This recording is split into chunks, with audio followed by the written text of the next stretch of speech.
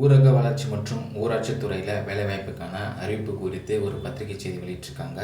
அதாவது திருவள்ளூர் மாவட்டத்தில் இருக்கக்கூடிய மாவட்ட ஊரக வளர்ச்சி முகமையில் தூய்மை பாரத இயக்கம் திட்டத்தின் கீழ் வட்டார ஒருங்கிணைப்பாளருக்கு 2 காலிப்பணியிடம் இருக்குது.